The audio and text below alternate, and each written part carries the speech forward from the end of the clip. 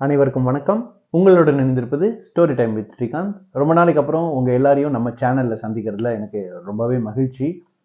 நான் கடந்த சில நாட்களில் நிறைய கதைகளை படித்தேன். அதில் குறிப்பாக இந்த கதை எனக்கு ரொம்பவே பிடிச்சிருந்தது.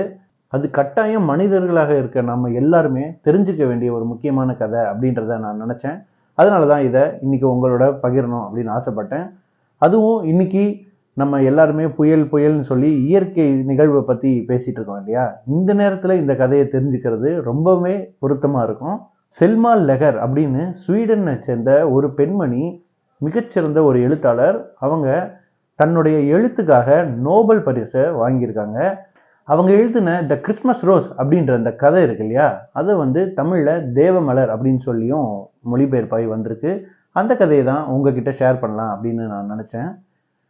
நம்ம பொதுவாகவே மனித குலத்தில் மனிதன் தோன்றின காலத்திலேருந்து இயற்கை பெருசா மனுஷன் பெருசான்ற ஒரு பெரிய ஒரு பிரச்சனை இருந்துகிட்டே இருக்கு இல்லையா? மனிதன் எப்பயுமே இயற்கையை நம்ம வென்றணும், அதுக்காக நிறைய விஷயங்களை தொடர்ந்து கண்டுபிடிச்சிட்டே இருக்கான். ஆனால் தொடர்ந்து இயற்கை கிட்ட எப்பொழுதுமே அவன் தோத்துட்டே இருப்பான். தொடர்ந்து நம்ம அது மாதிரி தான் இருக்கும். இப்போ பார்த்தீங்கன்னா உதாரணமாக இந்த பெண்கள் புயல் எடுத்துக்கோங்களேன்.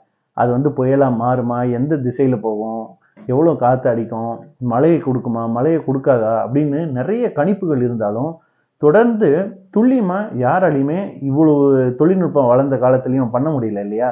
அதுதான் இயற்கை.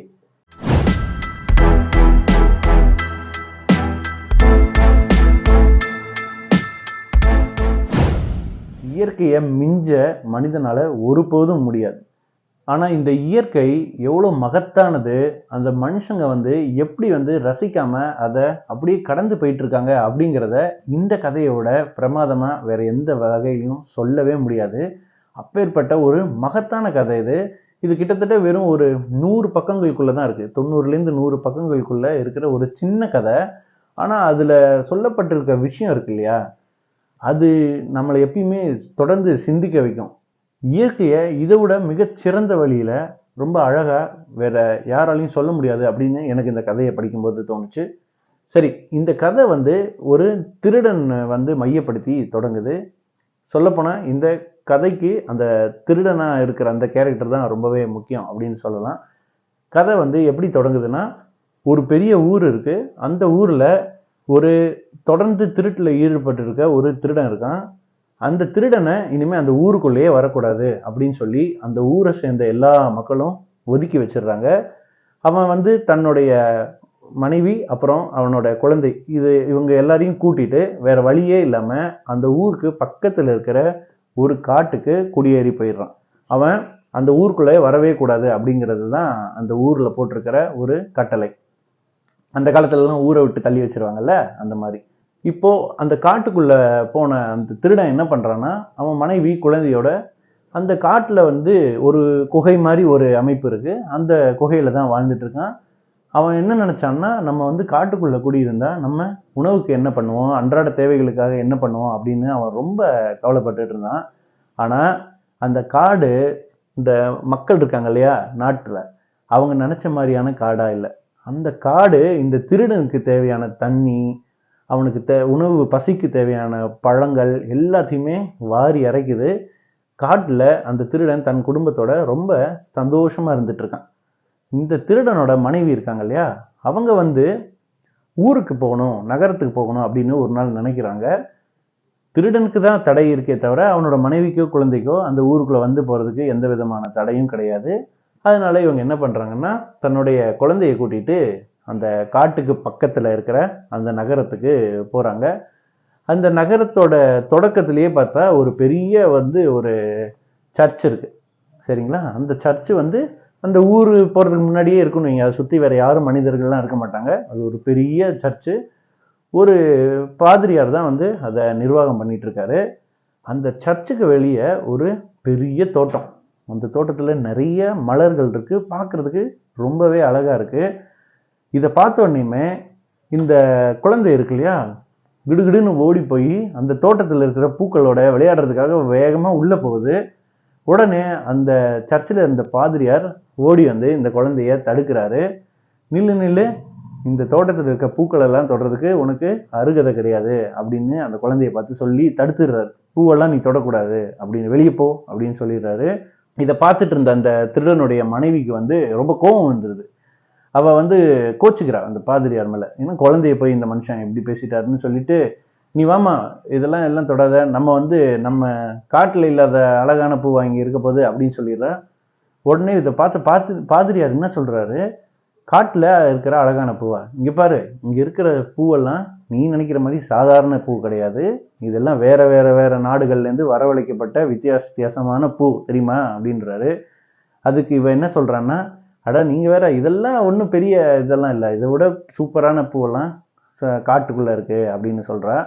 இவர் சொல்றாரு, இங்க பாரு, இது வந்து எகிப்திலேருந்து கொண்டு வந்த பூ, இது வந்து ஐரோப்பிய நாடுகள்லேருந்து வரவழைக்கப்பட்ட பூ, இது வந்து ஆசியாவிலேருந்து வந்த பூ அப்படின்னு சொல்லி நிறைய காட்டுறாரு. இது ஜப்பான்லேருந்து கொண்டு வரப்பட்ட பூ அப்படின்னு சொல்லி ஒவ்வொரு பூவாக காட்டி காட்டி இந்த அம்மாக்கு அவர் வந்து விளக்கம் கொடுக்க முயற்சி பண்றாரு. எதை காட்டினாலும் இவங்க என்ன சொல்றாங்கன்னா, நீ என்ன இதெல்லாம் ஒண்ணுமே இல்லைங்க, எங்க காடு உங்களுக்கு எல்லாம் இது பார்த்தீங்கன்னா இது ஒரு பெரிய விஷயமாலாம் நீங்க பேசிட்டு இருக்க மாட்டீங்கன்னு இந்த அம்மா வந்து ஒரு சர்வசாதாரணமா பதில் சொல்றாங்க. அவர் பாதிரி என்ன நினைக்கிறாருன்னா, அப்படி என்ன இந்த அம்மா சொல்ற மாதிரி காட்டுக்குள்ள இருக்க போகுது, அது வெறும் காடு தானே அப்படின்னு. ஏன்னா நகரத்துல இருக்கவங்களுக்கு காட்டுல என்ன இருக்குன்னு தெரியாது இல்லையா, காட்டோட வாழ்வியல் என்ன இருக்கும், அது உள்ள என்ன, நமக்கு தெரிஞ்சதெல்லாம் உள்ள வந்து மிருகங்கள் இருக்கும், அடர்ந்த காடுகள் இருக்கும், இந்த மாதிரி எல்லாம் நம்ம நினைச்சிருப்போம். ஆனா காட்டுக்குள்ள வேற எது இந்த அம்மா சொல்லுதே. சரி, நான் வந்து காட்டுக்குள்ள அதை பார்க்கலாமான்னு இந்த அம்மாவை கேள்வி கேட்குறாங்க. அதுக்கு அவங்க சொல்றாங்க, அப்படியெல்லாம் நீங்க வந்தோன்னே உங்களை கூட்டிட்டு போய் காட்ட முடியாது, நீங்களும் வேணா எங்களோடய வந்து காட்டுல இருக்கிறதுனா வேணா சொல்லுங்க, நான் உங்களுக்கு காட்டுறேன் அப்படின்னு சொல்லிட்டு, சரி நாங்க போறோம்னு அங்கிருந்து கிளம்பிடுறாங்க. இந்த பாதிரியார் வந்து அவருக்கு ஒன்றும் புரியல, நம்ம எப்படியாவது அதை போய் பார்த்தே ஆகணும், அந்த காட்டில் அப்படி என்ன இங்கே இருக்கிறத விட ரொம்ப அழகான பூவெல்லாம் இருந்துற போது, அப்படின்னு அழகான தோட்டம் இருந்துற போதுன்னு நம்ம போய் பார்க்கணும்னு முயற்சி பண்ணுறாரு. இவங்களை பின்தொடர்ந்து அந்த காட்டுக்குள்ளே போயிடுறாரு. காட்டுக்குள்ளே போனால் அந்த திருடன் இருக்கான் இல்லையா, அவன் வந்து இவரை பார்க்குறான். முன்னாடியே இவர் அவருக்கு தெரியும். நீங்கள் என்ன இங்கே வந்திருக்கீங்க அப்படின்னு கேட்டோன்னே, இந்த மாதிரி உன் மனைவி வந்து இந்த மாதிரி வந்து என்கிட்ட சில விஷயங்களை சொன்னால், இந்த காட்டில் ரொம்ப அழகான பூக்கள்லாம் இருக்குது அப்படின்னு, அதை நான் பார்க்கலாம் வந்தேன் அப்படின்னோடனே அவன் சொல்கிறான், நீங்கள் நினச்சோன்னெல்லாம் அதை பார்க்க முடியாது, வருஷத்தில் ஒரு நாள் இந்த மொத்த காடும் கண் முழிச்சுக்கும், அப்போ தான் உங்களால் அதை பார்க்க முடியும்னு சொல்கிறான். காடே கண்ணு முழிக்குமா, என்னப்பா சொல்கிற அப்படின்னோடனே, ஆமாங்க, மொத்த காடும் கண் முழிச்சுக்கும், அந்த கண்கொள்ளா காட்சியை நீங்கள் பார்க்கணுன்னா வருஷத்துக்கு ஒரு நாள் கிறிஸ்மஸ் அன்னைக்கு இரவு மட்டும்தான் உங்களால் முடியும் அப்படின்னு அந்த பாதிரியார்கிட்ட இந்த திருடன் வந்து சொல்கிறான். அப்போ சொல்கிறாரு, அப்போனா சரி, இந்த கிறிஸ்மஸ்ஸு நான் வந்து உங்களோடைய இருந்து நான் அந்த பூக்களை பார்க்குறேன் அப்படின்னு சொல்லி முடிவு பண்ணுறாரு. நான் போயிட்டு கிறிஸ்மஸ்க்கு வரேன் அப்படின்னு சொல்லிட்டு பாதிரியார் போயிட்டு சொன்ன மாதிரி கிறிஸ்மஸ் அன்னைக்கு இந்த காட்டுக்கு வந்துடுறாரு.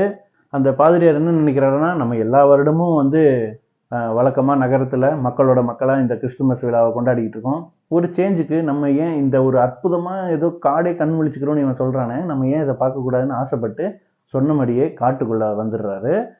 இப்போது அதே மாதிரி கிறிஸ்மஸ் இரவு வருது. சரியாக ஒரு 12 மணி அந்த மாதிரி நடு இரவில் திடீர்னு பார்த்தா வானத்தில் எவ்வளோ விண்மீன் இருக்கும் இல்லையா, வானத்தில் வந்து எண்ண முடியாத அளவுக்கு விண்மீன்கள், அதாவது நட்சத்திரங்கள் இருக்கும் இல்லையா, அந்த மாதிரி அந்த காடு முழுவதும் நட்சத்திரங்கள் போல வெள்ளை கலரில் மலர் வந்து அப்படியே பூக்குது. காடு முழுவதும் ஏதோ ஒரு ஒரு பயங்கரமான வாசனை.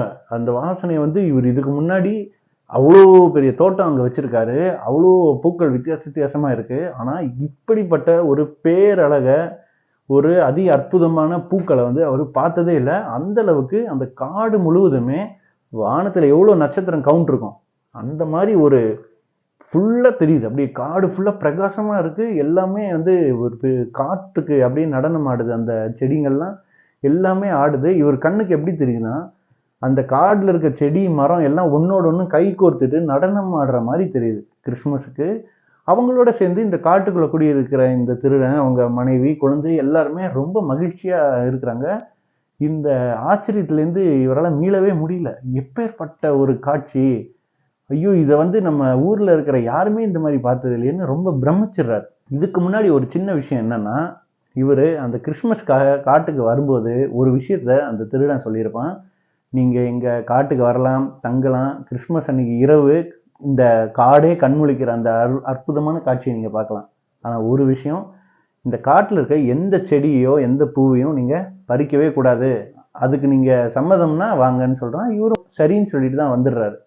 ஆனால் இந்த ஒரு அற்புதமான காட்சியை, இந்த ஒரு ஒரு இயற்கையே சேர்ந்து நடனம் ஆடுற மாதிரி ஒரு கடவுளே இறங்கி வந்தால் எப்படி இருக்கும், அந்த மாதிரியான ஒரு காட்சியை பார்த்தோன்னே இவரால் சொன்ன சொல்ல வந்து காப்பாற்ற முடியல. அவரை மீறி அந்த ஒரு ஒளி நிரம்பி இருக்கிற மாதிரி ஒரு அற்புதமான அந்த மலர் இருக்கிற அந்த செடியை நேராக போய் இந்த பாதிரியார் தன்னோட கையால் பறிச்சிடுறாரு. அவ்வளோதான். அதுக்கப்புறம் சொல்லவே வேணாம், இவர் பறித்த அடுத்த நிமிஷம் அந்த மொத்த காடும் அப்படியே பின்வாங்கிடுச்சு. அங்கே இருந்த நடனம் அப்படியே நின்றுடுச்சு. காற்று இல்லை. அங்கே அந்த விண்மீன் மாதிரி நட்சத்திரம் மாதிரி எக்கச்சக்க பூ பூத்துது இல்லையா, அந்த பூ எல்லாம் மறைஞ்சிருச்சு. அந்த வாசனை அந்த காட்டை விட்டே போயிடுச்சு. இவர் இந்த காடு கண் விழிக்கிறதுக்கு முன்னாடி உள்ளே வரும்போது எப்படி அது வெறும் காடாக இருந்ததோ அது மாதிரி இது ஒரு வெறும் காடை மாறிடுச்சு. சரி, வேற வழி இல்லாமல் இவர் என்ன பண்ணுறாரு, இந்த அற்புதத்தை வந்து நம்ம மக்களுக்கு காட்டணும். எது எப்படியோ நமக்கு இந்த செடி கிடச்சிருச்சு, நம்மளோட தோட்டத்தில் போய் இந்த பூவை வச்சா அதை விட ஒரு சிறப்பான விஷயம் வேறு எதுவுமே கிடையாதுன்னு முடிவு பண்ணி அந்த பூவை எடுத்துட்டு நகரத்தில் இருக்கிற அந்த சர்ச்சில் போய் அதை நட்டு வைக்கிறாரு. சிறிது நாள் வெயிட் பண்ணுறாரு. தினமும் அது நல்லா பார்த்துக்கிறாரு, தண்ணி ஊற்றி எல்லாம் பார்த்துக்கிறாரு. ஆனால் அதுலேருந்து ஒரு சின்ன பூ கூட வளரவே இல்லை. இது தினமும் பராமரிச்சுட்டு வந்த பாதிரியார் நாள் பட நம்மளால் அந்த மாதிரி ஒரு அருமையான விஷயத்த மறுபடியும் பார்க்க முடியலையே, நம்மளால் அதே மாதிரி ஒரு பூவை நம்ம தோட்டத்தில் கொண்டு வர முடியலையே அப்படின்னு ஏங்கி அந்த ஏக்கத்திலேயே இறந்து போயிடுறாரு. அந்த பாதிரியார் இறந்து போன சில ஆண்டுகள் அப்படியே கடந்து போது அந்த சர்ச்சுக்கு வேற யாருமே வர்றது கிடையாது.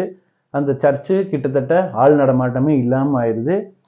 அந்த ஊர் மக்களும் பெருசா யாருமே அது பக்கத்தில் இல்லாம யாருமே இல்லாத ஒரு இடமாயிடுது. அந்த தோட்டத்துல பல ஆண்டுகள் கழிச்சு, இந்த பாதிரியார் இல்லாம அவர் இறந்து போய் பல ஆண்டுகள் கழிச்சு ஒரு பெரிய காற்று ஒண்ணு வீசுது.